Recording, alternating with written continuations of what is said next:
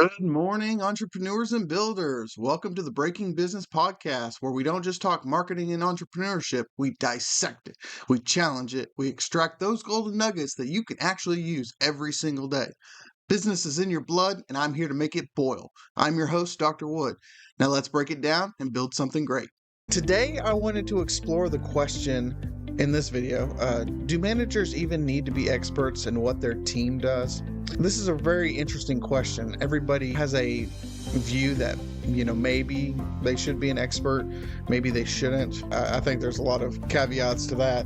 But in essence, I believe that you as a manager should have knowledge and understanding to be able to interpret and relay what your team member does to either a client or upper management, or even back to them, to be kind of inquisitive about their process.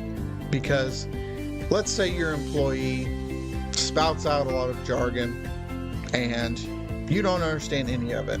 How are you going to be able to relay that to a client or upper management if you have no clue what they're talking about? So first we have the words, okay? They show you the process.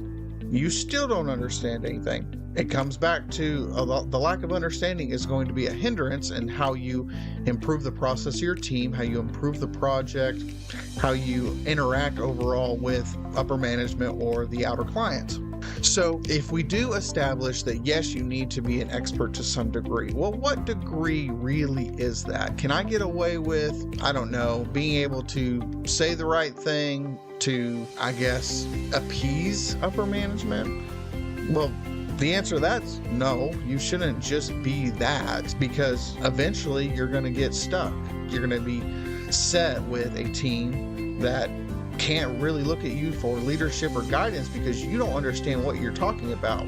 That team member and those people are going to look at you that like you're retarded, or they're going to look at you like you don't know what you're talking about. We're not going to respect you. We're not going to take orders from you. We're going to do our own thing, collect a paycheck. I feel like you have no purpose here other than a body. And those things overall hurt the organization, right? But what happens when you have a manager who not only understands, but can match your passion in a particular project? Now, it might not be to the expert level, but that is where you as a team member will then feel value, right? Where you are educating somebody who is knowledgeable and passionate about it, but maybe not to the degree, so you can show them, hey, this is the thing, this is what we're doing with it, this is how we're structuring it properly. And then the manager could be like, well, here's where you're missing. Here's a few things here. Well, have you tried this idea? What do you think about? And they can gauge beyond the project. They can establish trust in between team members and employees. But remember, they aren't absolute managers in this situation, aren't the absolute experts in the particular topic. But, they are able to bring you in to understanding, to self-reflect, to challenge yourself as a team member for the betterment of the organization. Let me think about a good example for this.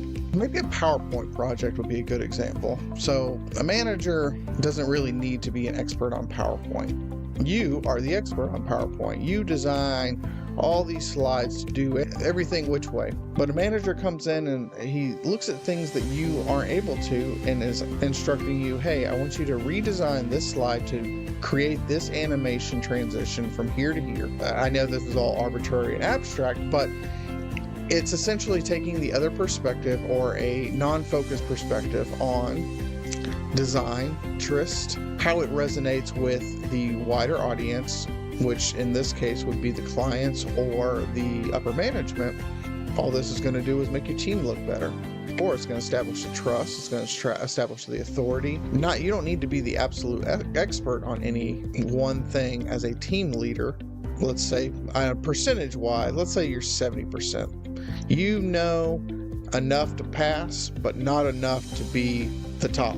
That is kind of what middle management, from a knowledge standpoint, should be, to be able to manage multiple individuals with varying skills. There's not really much I want to expand on this topic. Do managers even need to be experts in what their team does? That is just a plain question. Alrighty guys, well, if you like this video, please like and subscribe, share with your friends. If you have any comments, questions, or concerns, post them below. I know this was kind of a short one, but are you a manager and an expert? How much of an expert are you in what you do? And if you have team members that you manage, tell us how you actually, interact with them in a way that, enhances both of your understanding for whatever topic you're both experts in. I gave it in the video example, the PowerPoint. Are you an expert at? And if you think I'm just a rambling idiot, please post rambling idiot below and let me know. Because I feel like I'm rambling video to video. Alrighty guys, I'll see you in the next one. Bye.